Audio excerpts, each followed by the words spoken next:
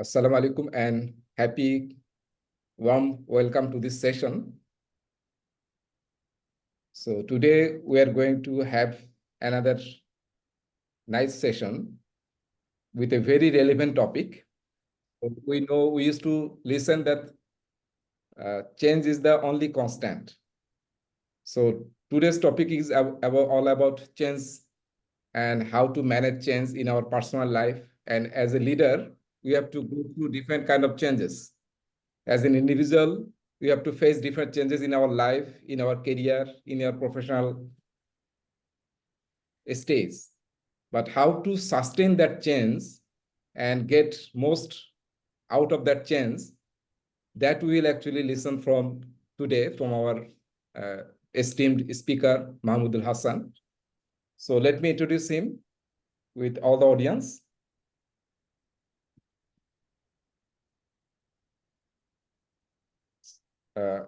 Mahmoud Hassan is a visionary entrepreneur and a seasoned consultant with over 20 years of experience in digital transformation, leadership coaching, and business excellence in different multinational corporations like Huawei Technologies, Ericsson Bangladesh.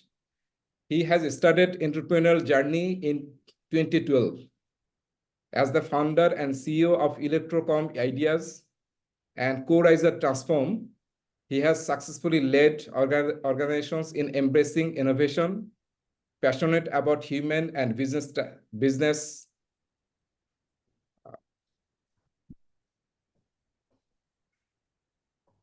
and emotional intelligence to empower leaders and drive digital growth. With a rich academic background and a wealth of professional experience, Mahmoud Hassan is dedicated to unlocking potential and fostering sustainable success.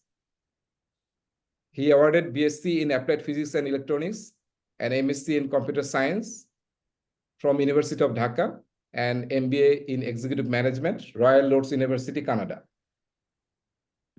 So we hope the session will be very fruitful for us and we'll enjoy the session. So I'm now handing over the session to Mr. Mahmoud Hassan. Thank you.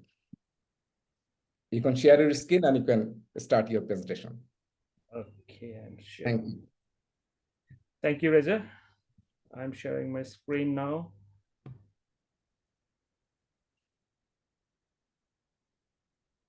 Is it okay? Yeah, visible. Okay. Is it full screen or I think it's okay, right? Yeah, full screen and it's okay. Okay. Today's my topic is sustainable change management for individual and leaders using the neuroscience. That is missing. I think later I have corrected in my post. Basically, the mindset and how the brain works, and brain is the most critical part of the body. And just a minute. And how it makes decision in every days of life. Is it in the personal life as well as in the organization level, and it impacts every individuals. And that's why we need to know the how the brain works and how it we have to change our mindsets to effectively manage our decisions in the personal life as well as the individual life.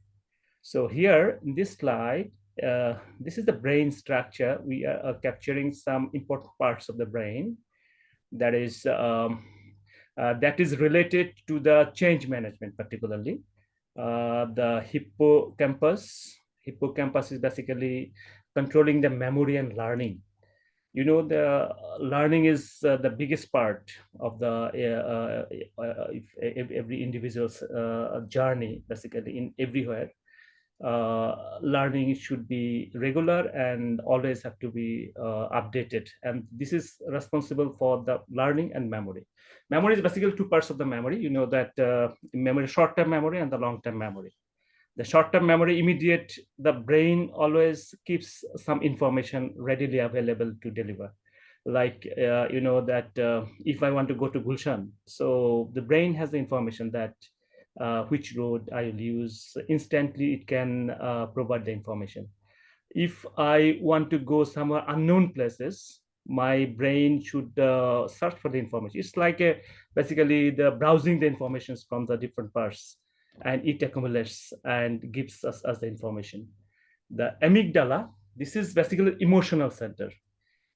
The that everybody having a lot of emotions, different kinds of emotions, thousands of emotions we are experiencing every day, and sadness, happiness, a lot. So these are controlled by the amygdala. Amygdala is basically important, very important, because it is to maintain ourselves, keep and quiet, or to work in a workplace in better way, and in the family life as well as we have to maintain ourselves to be emotional. So to keep our to emotionally intelligent, it keeps us the amygdala is the brain part that handles the situation of that part. Number three is the nucleus accumbens. This is basically the pleasure centers, reward circuit is here. Okay, so we get, if we get the rewards, then pleasure comes, right? So this part of the brain can handle that pleasure part, the reward system. The somebody gets the bonus, or the children, they can get rewards through different gifts. So in that case, there are some neurotransmitter in the brain that transmits the chemicals. Okay, and it is connected to the PFs, the frontal part of the lobe, and it connects to the amygdala. So the prefrontal cortex is the most important part, that is basically handles the decision making, planning, creativity. So this is basically leaders. Every person had the leadership quality, right? So the frontal part of the brain, the prefrontal cortex, is basically handles that decision making, what to do, what not to do, and why he is doing. So this kind of information and the good decision and planning, all the the organization leaders, like every organization that should have that capability. And he's daily or usually he's giving any critical decisions. So that part, the frontal part, is basically giving that decisions. The prefrontal cortex, that another part is the SEC is basically monitoring towards goals. So brain is basically always learning, right? So it has a goal. So in order to reach the goal from the current state, for example, we are learning, we are continuous learner. So if you are, we have the brain having the data and to go to the desired state. This is like a strategy, that you have the current state, you have some information, and you want to go somewhere, or you want to reach your goal. Or for example, I want to be an PMP certified. So in that case, I have some current knowledge, and I have to take the PDU of 30-40 PDUs. Then I have to study, I have to continuously work on it, or solving some issues or problems in order to reach the goal. So that kind of information, that the progress is monitored through that part of the brain, that is SEC. And basal ganglia, that is the home of habits. That habits, the good habits, bad habits, different persons having showing the different kinds of habits in the workplace or the individual life. And the last one is the basically the insular cortex is self-awareness perception. I'm showing you a video that it will show you how the neural pathway is learning the brain and how the brain works. There is a neuron is flowing. That when we shows the basically showing some expression or some sadness, that it comes from the frontal part of it, is connected to the back part, the prefrontal cortex, and the neuron is flowing. The 1 billion neuron is building in the brain, human brain. So this is flowing, this is like a circuit. Okay, it flows from one place to another. And according to the that we are taking information, six senses, right? If we see some sad sceneries, then it impacts our bodies. Okay, so I'm just playing the videos. You just see how brain works. What's going on in the brain when you learn? In order to learn anything, whether it's math, a foreign language, guitar, or how to dribble a basketball, you need to create and strengthen pathways in your brain. Think about shooting a free throw. Know that feeling when you've got it down and don't even have to think about it? That's muscle memory. Here's the thing. Muscle memory lives in the brain, not the muscles. Your brain controls everything your muscles do, and it does this by activating specific neural pathways for each and every movement. These are functional pathways, neurons working together to achieve a goal. Say you're learning how to shoot a free throw. If it's your first time doing it, you don't yet have a pathway for that movement in your brain. You need to create it. Let's use an analogy to look at what's happening in the brain during this time. When you're first learning, your brain is like a forest full of trees and dense foliage, with no clear pathway between point A and point B. As you learn the mechanics of shooting a free throw, you create a trail through the forest. Now you can shoot the free throw because you've created that pathway in your brain, but you probably don't make many shots because it's so new. The pathway isn't very clear yet. In order to improve your free throw, you need to refine and strengthen the free throw pathway in your brain. The way you do that is through practice. Practice gradually widens the trail through the trees, turning it into a dirt road between A and B. You're starting to get pretty good now. You're making more free throws than not. You don't have to think about the mechanics as much. That's because the pathway gets stronger after each practice rep, and you've done a lot of reps. With even more practice, the dirt road turns into a paved road connecting A and B, allowing information to be transmitted at a faster rate. Now you're a 70% free throw shooter, and when you step up to the line, you don't even have to think about it. Eventually, with enough practice, what started as a trail has become a full-blown highway. Now you're a master, draining almost every free throw, and the movement is completely second nature. Scientists call this plasticity, and it's your brain's innate ability to create and strengthen connections between neurons. These connections are the path through the forest. Halo Sport optimizes this process by temporarily increasing plasticity in the part of your brain that controls movement, so that your brain can create and strengthen these pathways faster than you would otherwise. We call this hyperplasticity. When you practice or train in this state, you're able to write muscle memory more effectively, allowing you to get that much more out of your practice. In terms of our analogy, Halo Sport helps you build superhighways of muscle memory at an accelerated rate. It's not magic, it's neuroscience.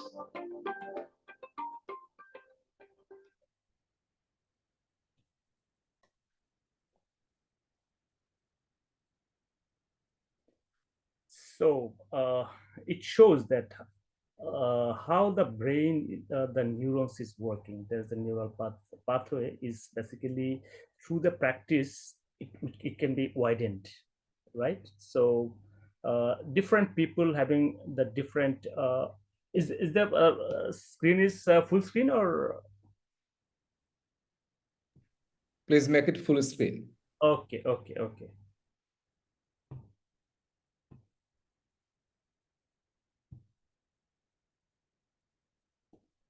Okay, here it shows the flow of neurons. So if we are practicing, if we want to get the PMP degree, so we have to practice, right? So when we practice, then it increases the flow of neurons. Okay, so the neural pathway is widened. Okay, and it depends on the practice. If you practice more, then it widens the and more neurons is flowing from the one place to another, and it is controlled from the central part of the brain. Okay, so next slide. This is basically the neurons, definitions of neurons. So the neurons are the functions of function units of the brain and the nervous systems. The cells are responsible for receiving sensory input from the external world through six senses, for sending motor commands to our muscles, and transforming, relaying the electrical signals. Okay, basically it takes information, different kinds of information, millions of information taken from the different, through our eyes, through taste, smells, by sounds. Okay, so it takes the information to the system in the neuron plays after that, how it sends, how it replies on that. So three kinds of neurons are here. The motor neurons, that is transmit information to our motors, basically their hands, different parts of the body. Sensory neurons are transmit informations to enable our senses. And the other one, that is basically aids the transition between the motor and sensory. Here, another video, will be clear on that, the how neurons. Imagine yourself in the middle of a game of catch. A player throws the ball towards you, and as the ball jets closer, you quickly recognize where to position your hand in order to catch the ball safely. Have you ever wondered how your brain is able to so quickly make that decision? How does information flow so fast from your eyes to your brain and back to your hand in order to successfully catch the ball? All information from our environment, in this case, information from the eye about the size and speed of the ball coming towards you, is converted by nerve cells or neurons into electrical signals that are carried to the brain. Similarly, information from our brain to our body, such as an order to move our hand towards the ball's trajectory, is also sent in the form of these signals. These electric signals are called action potentials or nerve impulses. Because these signals are instantaneous, our brain is able to help us quickly detect and respond to things in our environment, both good and bad. It is thanks to the speedy nature of such signals that you can immediately recognize your favorite song, or quickly pull your foot away when you step on a pin. So how do neurons send these signals or fire these action potentials? The human brain contains tens of billions of neurons that are connected to each other. Each neuron has a cell body with several branches. The smaller branches, called dendrites, receive signals that come together, and then the total signal is transmitted through the longest branch, the axon. Similar to how a wire carries electricity from a switch to an electric bulb, the axon carries nerve impulses from a cell body to the next cell. The outer or extracellular surface of a neuron is bathed in a salty solution of positively charged sodium and negatively charged chloride ions. The inner surface has a positively charged potassium ions and proteins that are negatively charged. The negatively charged proteins inside the cell are not balanced by an equal number of positive ions, making the inner surface of the neuron slightly more negative than the outside. This gives rise to an electrical gradient. Furthermore, there is a higher concentration of potassium ions inside, giving rise to a diffusion gradient that forces them to flow outside. Thus, there is both an electrical gradient and a chemical gradient, an electrochemical gradient, forcing ions from inside the cell to go out. Each neuron, when at rest, maintains a voltage difference arising from the electrochemical gradient, just as a battery maintains a certain voltage between its poles. This voltage of approximately -70 millivolts is referred to as the resting potential of a neuron. The cell membrane of the neuron contains ion channels. These are pores formed using proteins that selectively allow certain ions to pass through, similar to how an airport security guard checks visitors and only allows those with the ticket to proceed to their gates. Some of these channels are special in that they open and close only at a certain voltage. These are called voltage-gated ion channels. Ion channels allow ions in and out, causing the voltage of the cell to move away from its resting potential. At any given time, a neuron keeps receiving small amounts of incoming signals, which results in small fluctuations in the membrane voltage. These are called graded potential, but they are not strong enough to result in the firing of a neuron. A neuron fires or generates a nerve impulse only when the total sum of input signals is large enough to cross a threshold potential of -55 millivolts. This begins because it triggers voltage-gated sodium channels to open. These channels, when opened, cause a rush of many sodium ions into the cell from outside. This causes depolarization of the neuron, or a reversal of charge in its inner surface from negative to positive. The voltage difference continues to become more positive. When the voltage reaches 30 millivolts, it causes voltage-gated potassium channels to open. These channels allow potassium ions to move from inside to outside, slowly repolarizing the cell, or restoring the more negative voltage difference.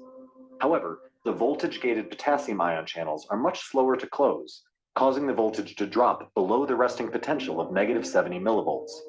This is called hyperpolarization. After a neuron fires in this way, its voltage would be drained, like a rechargeable battery after prolonged use. A reusable battery, however, can be recharged by passing an external current through it. The neurons outsource this job to pumps located on the membrane by spending energy currency called ATP. These pumps act like revolving doors in buildings. They let out more sodium ions from inside the cell, while simultaneously bringing in fewer potassium ions.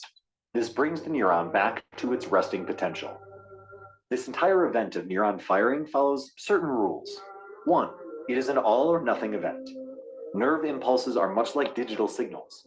They occur in the same magnitude, regardless of how strong or weak the stimulus is. However, the threshold voltage must be crossed in order to generate it. 2. They are unidirectional. Once a segment of the membrane becomes depolarized, it passes the signal forward to the next segment. Ion channels, after finishing their job of passing the signal, will pull down their shutters and take a break, becoming inactive for a short while. This is called their refractory period. Therefore, a signal cannot return to them and has no choice but to travel forward to the next segment on the membrane. The process of generating a nerve impulse is fairly quick. However, in certain situations where this is not fast enough, our body uses special neurons with a coating called a myelin sheath to speed up signaling. This coating covers the surface of the axon, while leaving small spots called nodes of Ranvier open. In such covered axons, the signal doesn't have to travel through the entire length of the axon, but only through these gaps, making the signal travel even faster. This type of jumpy signal transmission is called saltatory conduction. In our sense organs, these nerve impulses are caused in response to a sensation, such as odor, taste, touch, sound, or light. For example, in the eye, a nerve impulse is generated in response to light reaching the cells of the retina, which are then passed on through the optic nerve to the part of the brain that processes visual information. The nerve impulse can also have a variety of effects based on where it is sent. When you accidentally step on a pin on the ground, nerves in the spinal cord respond. Okay, this basically this is a circuit.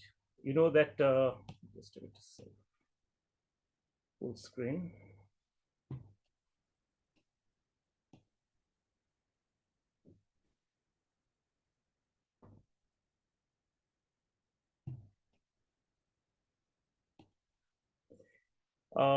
You understand, right? How the neuron is flowing, how the neuron is basically is like an electrical circuit is going on in the positive, negative in the neurotransmitter, and the neurotransmitter basically transmits the signal, electrical signal, with the chemical message. The chemical message is basically, you know, that there is some chemical information, chemicals that secretes the brain in response to emotions, like if you are there's some reward molecule or adrenaline or cortisol. Cortisol is if you are in stress condition, then the brain release the cortisol, and it increase the blood pressure.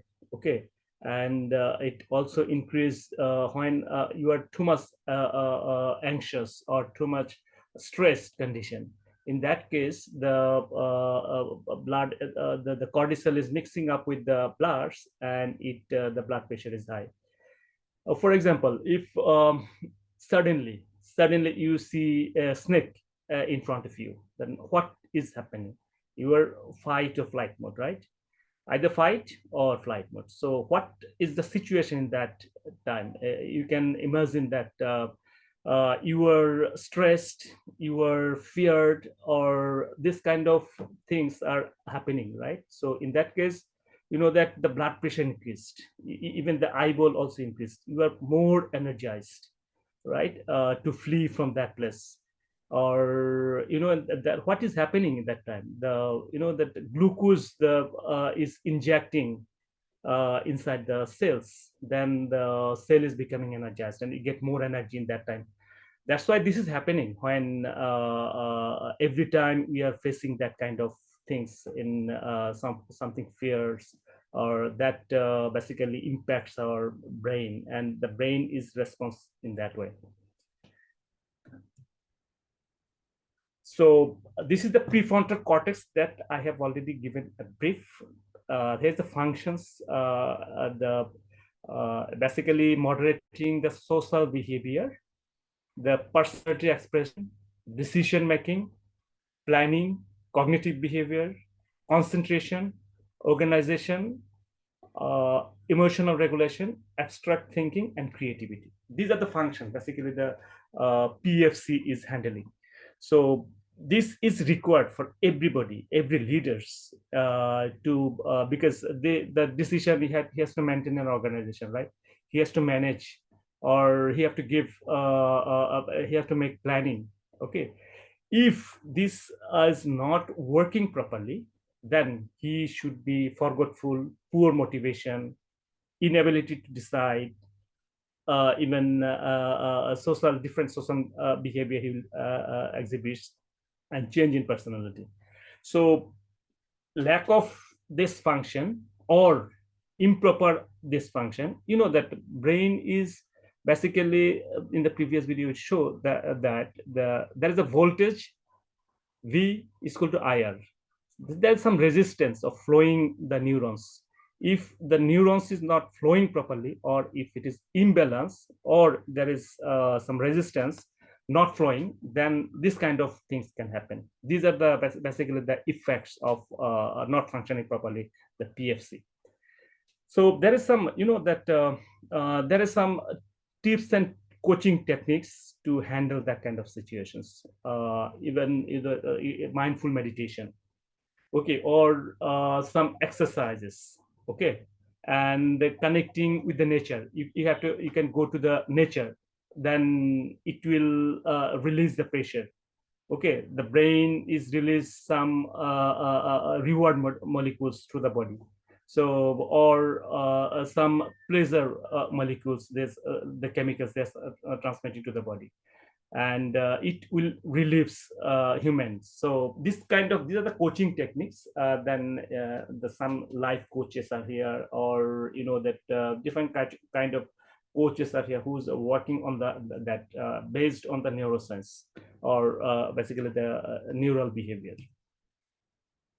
This is the amygdala. Amygdala is basically the emotional centers, the processing the social cues, the processing reward feedback loops that drives the behaviors, modulating the emotional states, managing perceptions, storing and retrieving memories, either positive or negative.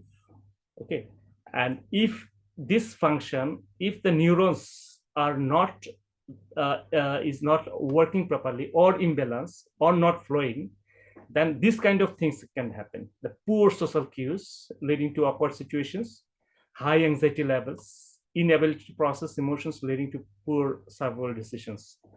And what coach can help, how to recover or how to improve to flow the neurons for amygdala for proper functioning, then the coach can help.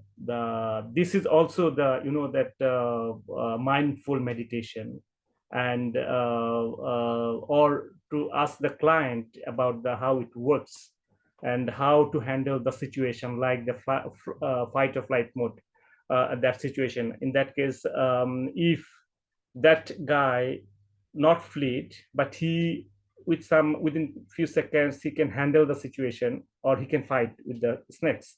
So in that way, what would be the decision in that moment? Okay, that is in the right time, right decision. The emotional intelligent people can do. Okay, so in that way, the coach can handle the situation, or the one-to-one session, coaching session, or he can sit with him personally to judge his level, current level, and how to reach the future level, to understand the problems and to make the solutions.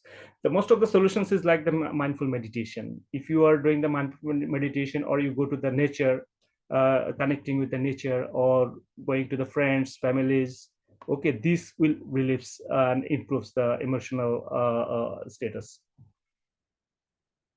That is hippocampus. This is basically, you know, that the brain work as a search engine, allows fast and efficient of established memories.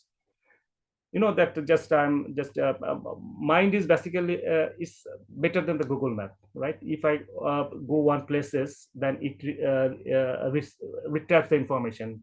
The brain stores that information, that which way I will go to the Gulshan. So this immediately serves the information. If I don't have that memory or that information, the location, the path, the area, so this immediately comes. If I don't have that, then I have to think about it, right? So that kind of functions is hippocampus do. Learning and retrieving special memories, the what, when, where qualities of the experience. Memory storage of facts, objects, and places helps modulate the release of glucose during the stress situation. Effects of a person if not functioning properly. Okay, so basically, mechanism to release these chemicals may affect it, leading to elevate the cortisol level. This cortisol level release is this can be used. Significant effect on overall cognitive functioning. And the coaching, basically, it can help the similar with the different kinds of exercise, meditation, stress reduction techniques, okay, and sufficient sleeping, or you know that some music, you can play some music. There are some music you can play during different times, and it can relieve your pressures. These are the neurotransmitters. Basically, the brain consists of different chemicals that I previously showed some chemicals. Previously, I showed some parts of the brain that can secrete different chemicals. So these are the chemicals, basically the dopamine. Dopamine is the reward molecule. If somebody gets rewarded, then brain secretes that molecules. The oxytocin, this is bonding molecule. In the office environment, if somebody having the trust relationship is there, the two belongings and working together, this requires that time it requires the oxytocin to regular flow from the brain to the body. So oxytocin is very important for bonding. If somebody loves his dearest one, in that case the oxytocin releases. So these are basically the bonding modules. The cortisol is the stress module. The, you know that if you are in high pressure, high anxiety, stress level is very high, in that case the the brain secretes the cortisol, and it immediately increase the blood pressure. So when you are in stress condition, then you will check that there is the blood pressure is high, and if it is you know that I went to the doctor in Bangladesh, and when it measures the pressure, it's high. So why high? I asked the doctor. Then basically doctors, they don't measure that kind of things. They give the medications straight away, that you have to take this medicine. And but without medicine you can do very easy way. If you do physical exercise and regular, you can do some breathing exercise, you can do some aerobic exercise that can release the pressures.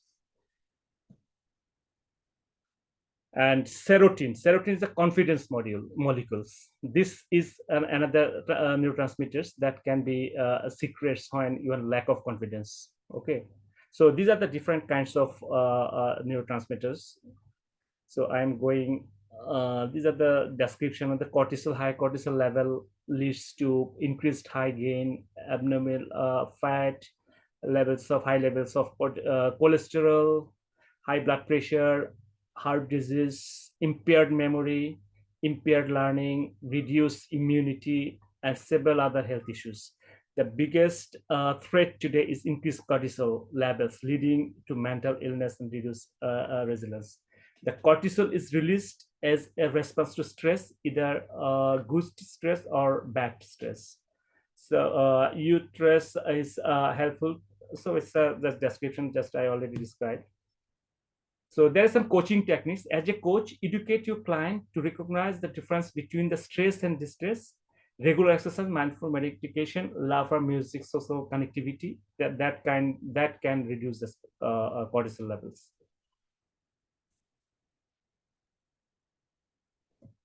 Dopamine, this is the reward molecules. The dopamine is released when goal is achieved or when something good or unexpected happens. It is also released through acts of kindness. When the level is high, an individual feels motivated and enjoy various life experiences. Coaching strategy: educate the client about the role of dopamine, encourage the client to increase its level in natural and healthy way, reinforce the thoughts that there will be bundles and temporary setbacks by these all are aerobic exercise and running, volunteering. All these are the things that you can maintain to your good coaching strategy. Okay, this is an example. Basically, this is Johai Hassan. He is mild ADHD. This is neuro problem. He's my son, and he creates this picture through a chat GPT. And basically he is diagnosed as ADHD in the age of 18 months. But that time we moved to the different doctors, the neurologist, psychologists, different people. But in Bangladesh, basically, and I go to the PG hospitals, the head of child neurologist, but they cannot give us a good solution. After that, we go to this is basically the complex brain's neurological factor. You know that the neurons are not, can be blocked or some resistance or flowing. If it is flowing properly, then there is no issue. If it is not, if there is some resistance, if it is not flowing properly, then it can be a problem. Like my son, then we move to the different hospitals, therapists, speech therapists, occupational therapists. Even I move different countries for getting the solution. But ultimately, this is a neurological. This is a very complex matter to solve.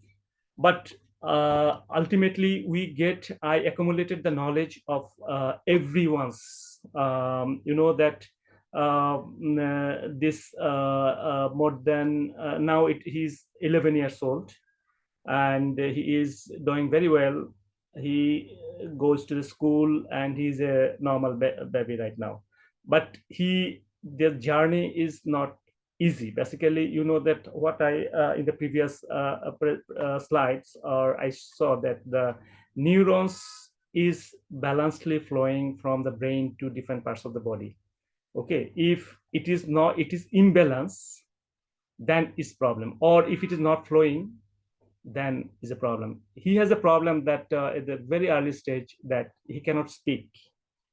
Okay, till 4 years. When at 4 he just started ma or that kind of only one word or two word, and after that we give a lot of coaching, the therapy, all are the basically the neural pathway to increase the neural pathway. Okay, there is some blockade on the neural pathway. So we have to remove the resistance of that pathway and release the, we did a lot of exercises for talking with him, and we have give some rhymes always, take him to the shops or different places. Okay, because people learn from the environment. Okay, nobody, I don't know that my another child, when he speaks, when he but I don't know, but I know him because he, from the very beginning, from the 16 months, now he is 11 years old, every stage I was with him. I was, you can say that I was the coach of head coach, his mother, his sister, and one servant takes a critical role to improve his neurological, the chemicals flow from the from his head, brain to his bodies. And he is now standard 6 boy, and in chat GPT he is making this picture by his own. This is his living room, and everything is done by him. This is basically, he started at this 17 years old that time, and he's now growing up, and I found different kinds of problems. He could not sense when if you call her, he could not sense. He is his own world. He is making something. He's playing some toys, and it continues till 1 hour. He's playing with this. The mindset is fixed.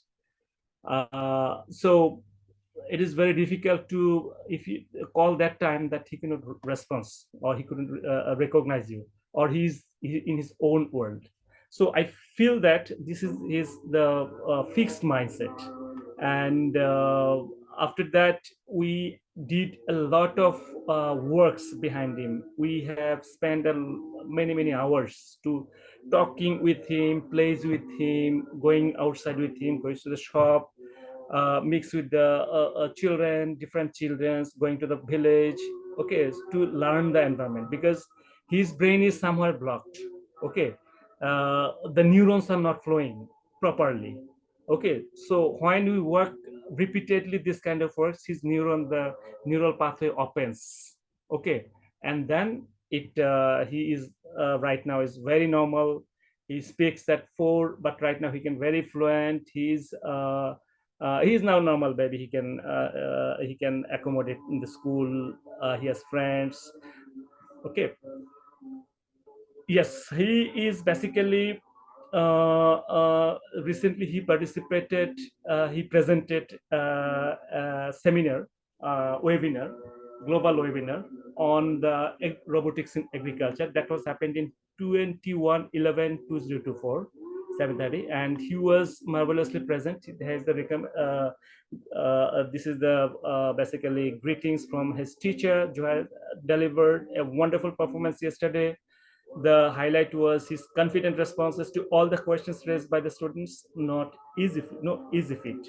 Well done. Keep it the great work. I wish you all the best for it. Basically, he presented his robotics in agriculture for the global audiences.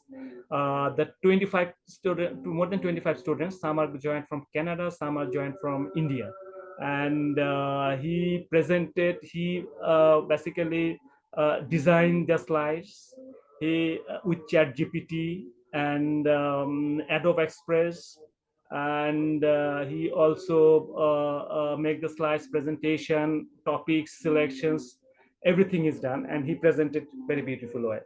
So the thing is basically still, if in terms of neurology, then I can say that he has some laggings in the dopamine.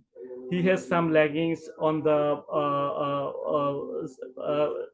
some other things. He cannot, this is not circulated properly. So we have, our family works a lot. When you talk with him more and more and more and more, then his brains opens. So this is called the ADHD. And I know many children, one of my friends children, same age, but he could not recover. He could not recover. Basically, he the still continues the neurological issues, and he could not speak yet some words or 2 words. And there is some, that brain having some behavioral lobe. The behavioral lobe is hippocampus. The hippocampus having some releases some neurochemical messages, that also having problem with him. So we worked on with him, and it's a journey. uh, and this journey continues. Still, he has some issues in the emotional intelligence. That Juhaid having friends and families all together, you can say that 20 25 people, he can work with them. He can, is very well, and he's engaging everybody. But when he go outside, he cannot mix with the other people. Okay, or other kids. He cannot immediately talk or start talk, not like other boy. So this is basically, that emotional intelligence is quietly we have to improve, and we have to work on it. We are continuously work on it.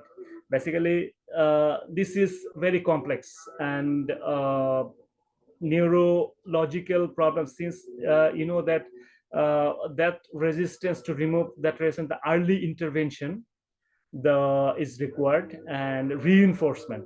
Okay, so this is the thing to work the neurotransmitters properly working.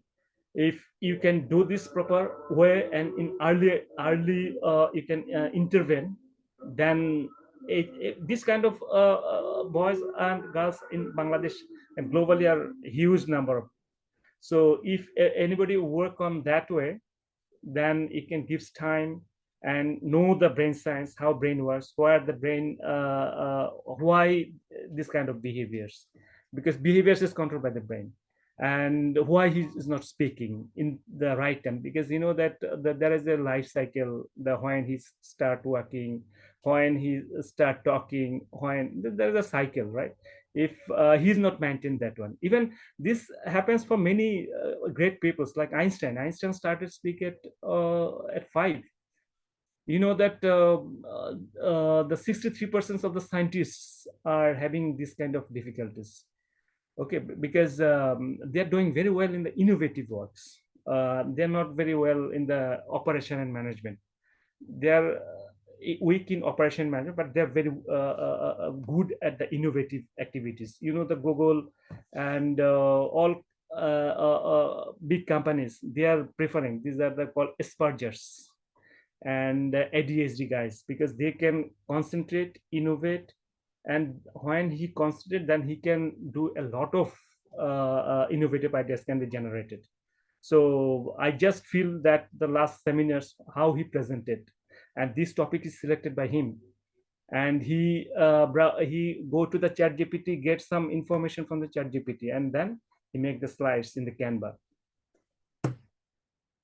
So fixed mindset and growth mindset. Basically, the fixed mindset, the mindset that is just I described, that my boy having some fixed mindset, and that is fixed. That he is basically working with somebody and continuously doing that for hours and hours.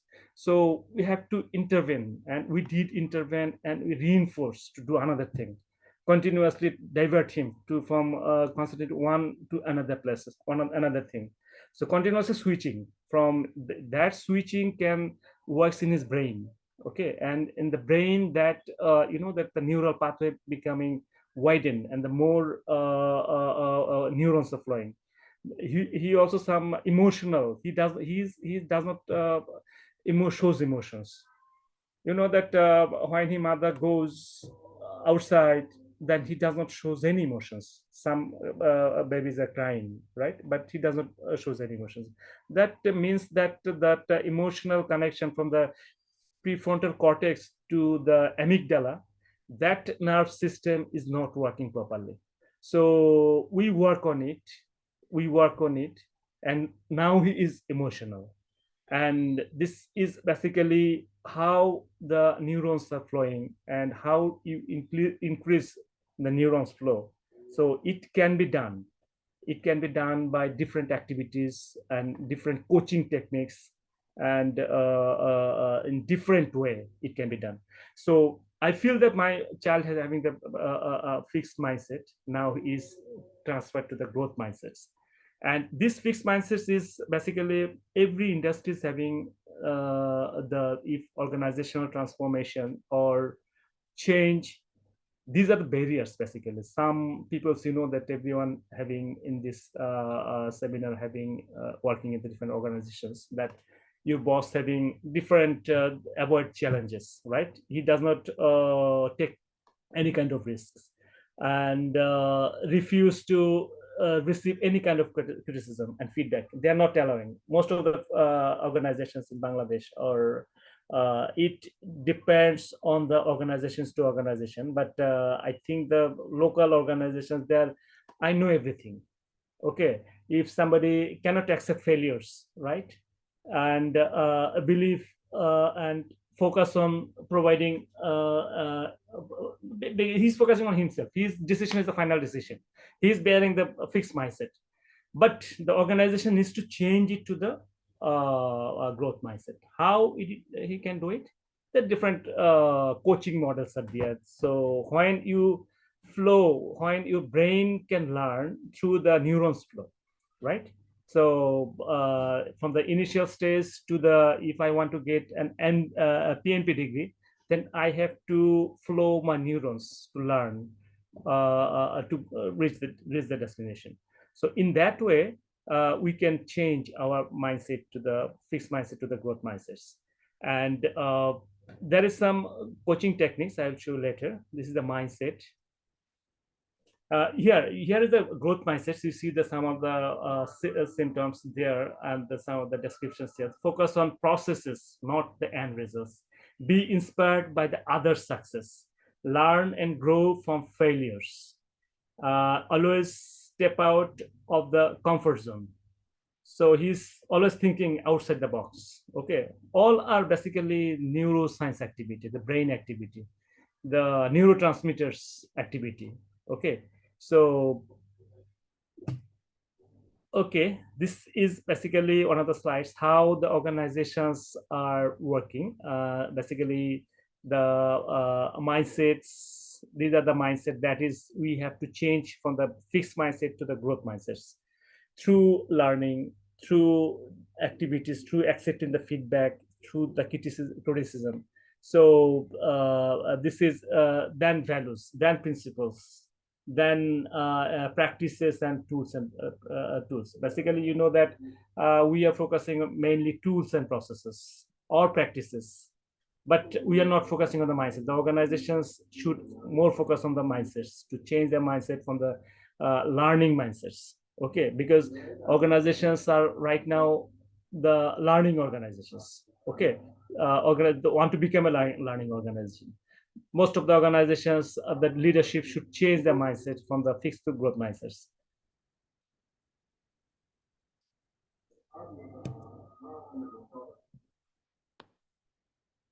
This is the fifth sense. The you know that the Peter Senge is he's telling his book and that organizations should move towards the learning organizations. The great organizations are having the individual learning, the personal mastery, the team learning, the shared vision, and the mental models. Mental models is basically the growth mindset that that kind of mental models should bear.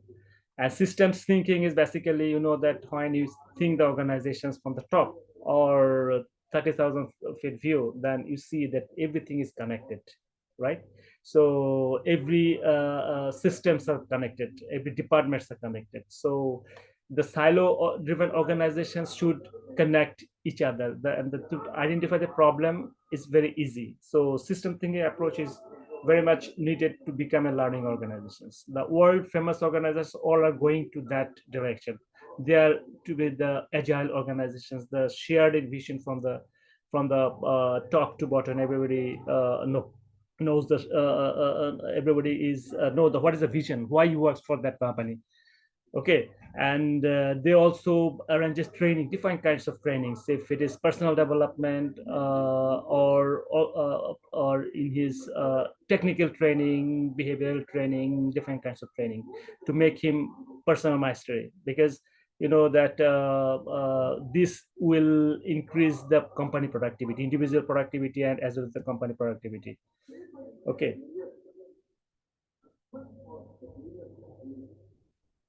you know this, right? Everybody know this, that we are seeing the tip of the iceberg. The 89% are inside the we don't see it, but these are basically the toughest part. We see only the outside, we don't know the emotions, their struggles, hardworking, good habit, bad habit. Basically we are not seeing anything, we just see the success, right, or failure. I think here one example is you know that for salesperson, the salesperson, he develops the strategy, target the customers, value proposition. He make the value proposition, pitch, develop the pitch, objection list, he create the objection list, offer package, but all are inside, right, for the sales. But people are seeing that there is an advertisement, 50% discount, 20% discount. He see the message only, but behind that he does not see, right? He's the biggest part. This is you can say that 89% of the things are backside, right? Because they develop the strategy, work for the customers, thinking about the customer research, okay, building packages, all are inside. He just customer wants the see the advertises coming up, this 20% discount, okay. But these are basically one of the things, one of the examples, and every organization is also having that, right? People are not acknowledge the underneath of the underside the waters is what the courage. They're not evaluated their emotions and the behaviors, okay. So these are very important, right?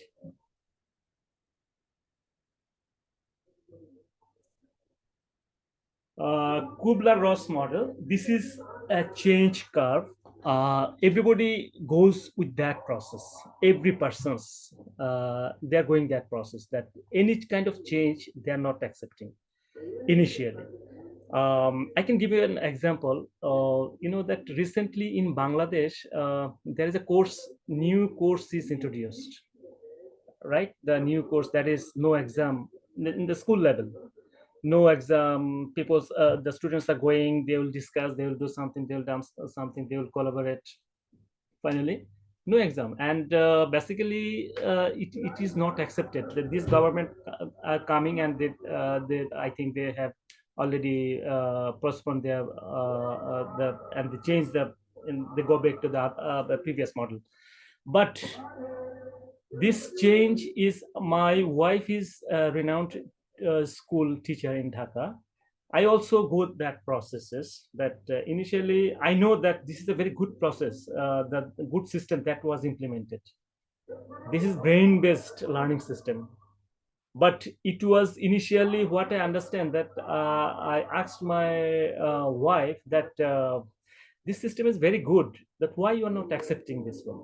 Okay, initially she denied, she shocked, no, this is not the real thing, that there is no syllabus, there is no exam, so how they can develop, okay.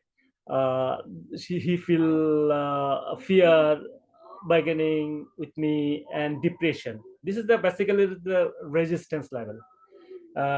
She is not accepting the system because of she's telling that old system was good, because there is an exam, students are, when exams come, the students also study, so that kind of things. But I told him that this is a brain-based system, so this is very good system. This is used in USA, and most of the people in Bangladesh, they are not accepting that system, because without exam the students are. But I'll show you that why the system is very learning methodology and tools. So this is the change curve. Just I'm giving you an example that why resist every people. I think 99.99% of the people of Bangladesh, they denied the course curriculum, but I accept it because I know that this is a good system. But my wife also, after 1.5 months later, then she told me that no, this is a good system. This is a good system because every students are very talented, and the methodology is basically the collaboration, through collaboration. And this course is running more than around 2 years, and later stage he changed his mind, that and he told that no, he accept the system. And she told me that this is a very good system because there is a collaboration, and every in it they work in a team, and they get the internet access, and the book is not the ultimate source, right? So there are so many sources right now in the internet. In this era, a lot of knowledge is on the internet, though. So the students, they are doing different activities, and their brain is open, their neuron, you can say that neuron is flowing first, okay, to search the knowledge and build the projects for the to present in the class. So and the students are learning much, and she told me that most of the students are doing very well, but some students are, but this is a collaborative approach. There's a group of students, they will make a presentation in the team, and they will talk each other, table talk, collaborate each other. They will go to the blackboard, whiteboard, and make points on certain topics, and different students having the different opinions on particular topic, they collaborate each other.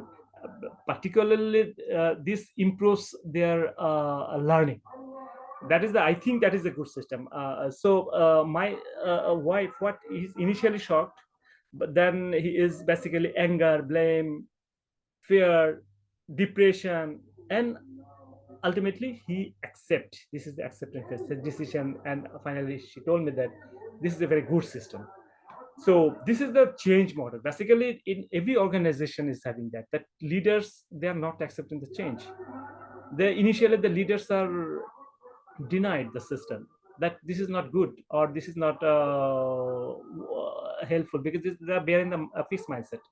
So they need to change their mindset, right? When he understands that no, after a certain time he gives some time, or gets some time of for thinking, then ultimately he's changing. So this is a change process, and it is for everybody. So this is the 4C and 6 brain sense principles that trumps traditional teaching and learning trainings. So that methodology is this is used in USA and some other countries. I don't know where it is used. This is the 4C. 4C is basically connections, concepts, concrete practice, and conclusions. Okay. So if there is a topic, is the time considered? Time is already exceeded. Okay. Please. Okay. So can I get 10 minutes? Then I can finish. 10 minutes. 5 minutes. Yeah, Okay. Okay. Yeah. This is the connections. Basically, every learner having their own database, and the brain having some own. For example, if I can say that, I'm going to the directly. Importance of emotional intelligence in your life. That is the one topic. That is a connection. Okay. So this is the topic. If it is circulated in the 50 member, in the 5 members, I make it the 5 members group, 10 teams. This is the topic, and this topic initially give them the topic to make it internal discuss. Okay, think and share, and they will think, and everybody having their own knowledge, and getting the connected with the internet or different other sources, they make a beautiful presentation. So this is basically the 4C and 6 terms is basically the collaborative approach. There's different activities like the interactive with the group, peer share. They will share each other, they will present, they will table talk one to each other, and they will teach back. Okay, one group of team, and they will, one person will teach back what he's learned.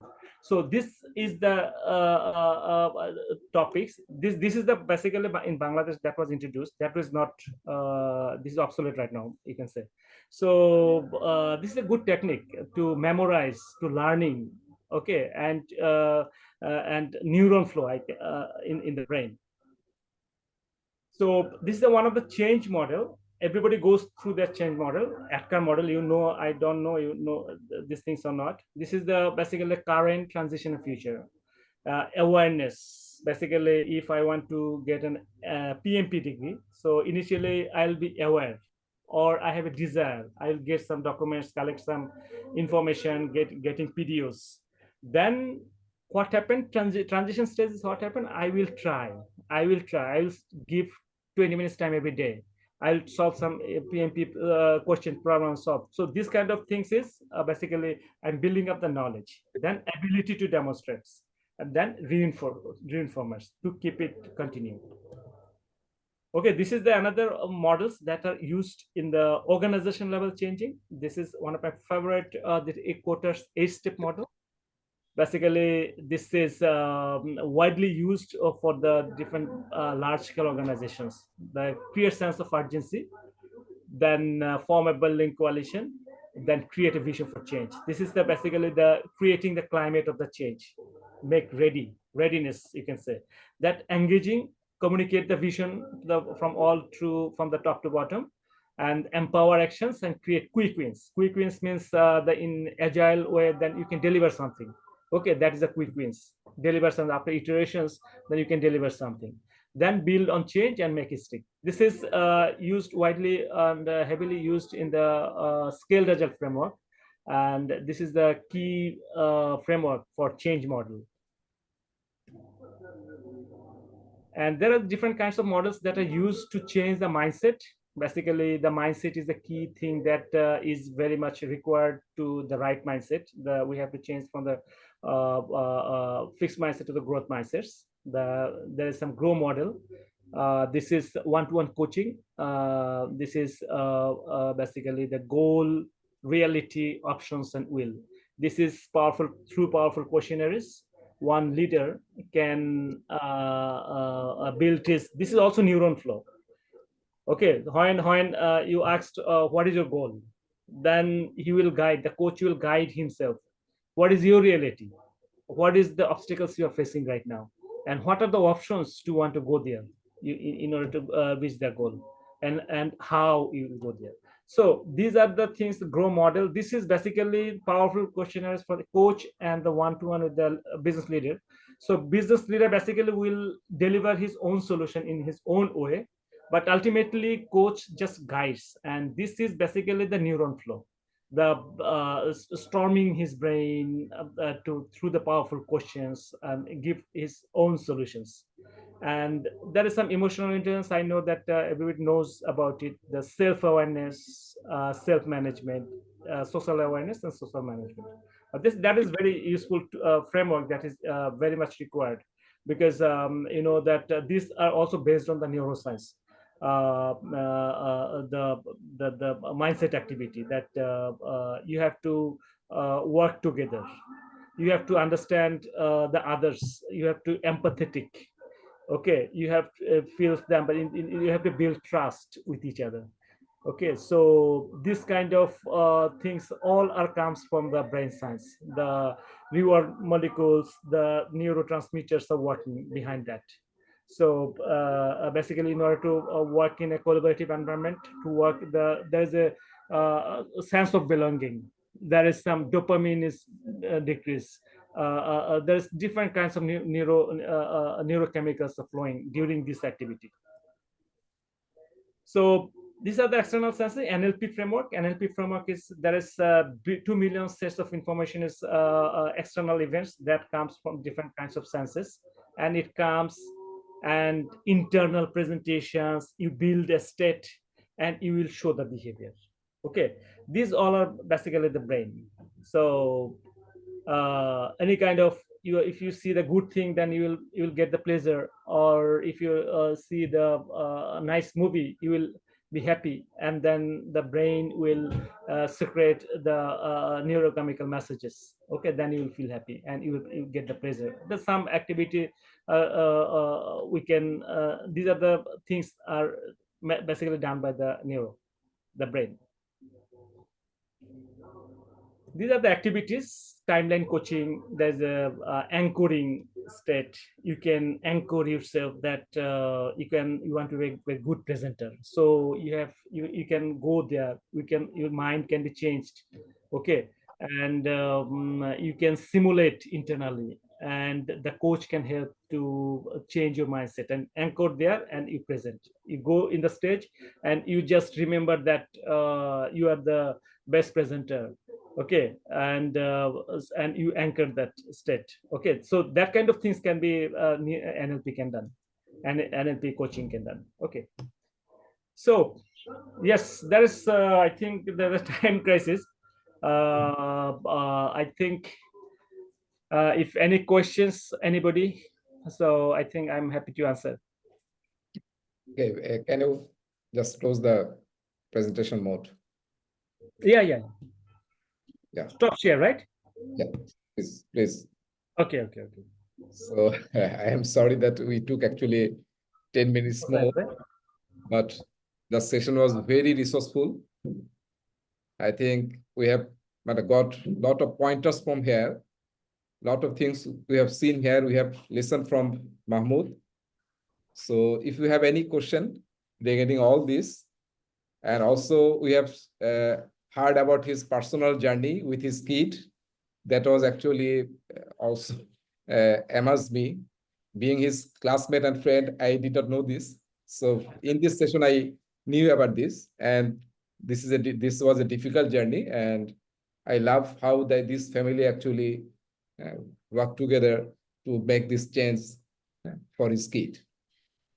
So if you have any questions regarding today's session, you can ask him. You can on your video and you can ask questions. So we will take 1 and 2 minutes, then we'll close. If anyone have any question.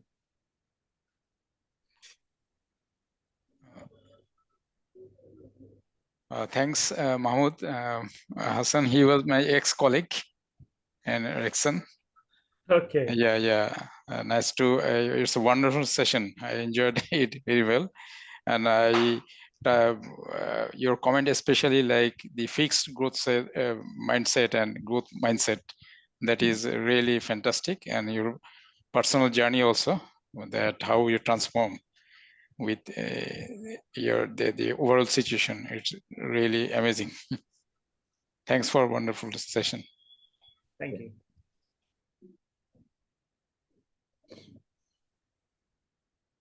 So any question? Okay. So I want to give a special thank to Mahmoud Hassan for taking this session with us. And he's actually now living in Dubai. So from Dubai, he took the session and we all enjoyed the session. After closing the session, tomorrow we'll share the slides with you so that you can also, if you want to deep dive with any topic, you can also go further with the topics. And also you will earn the PDU. So I will email everyone.